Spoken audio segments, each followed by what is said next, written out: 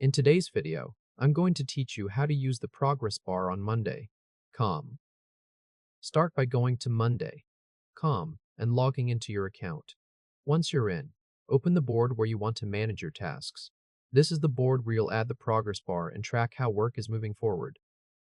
Next, look across your board for the option that says plus add column.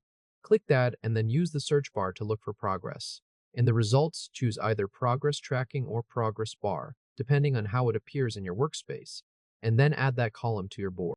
This creates a visual progress indicator directly inside the board, which is helpful for quickly seeing how complete each task or item is. After the column has been added, click into the progress column settings.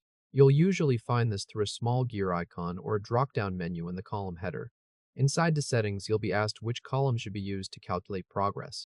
For example, you might include a status column or sub-items if your workflow is broken down into smaller steps. Choose the columns that best represent how work gets completed in your board. Then set which value should count as completed. A common example would be selecting Done as the completed status.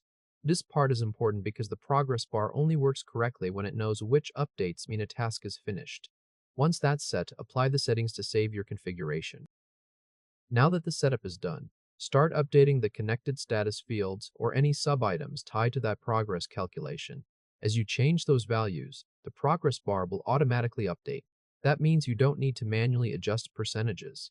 Monday.com will reflect the completion level for you based on the rules you just set. This is especially useful if you're managing projects with multiple steps, because the progress bar gives you a quick visual summary without needing to open every task individually. As tasks move forward, keep updating the related fields so the progress stays accurate and reflects real-time completion. If this helped, hit like and subscribe for more quick tutorials. From there, just continue repeating those updates as your tasks progress.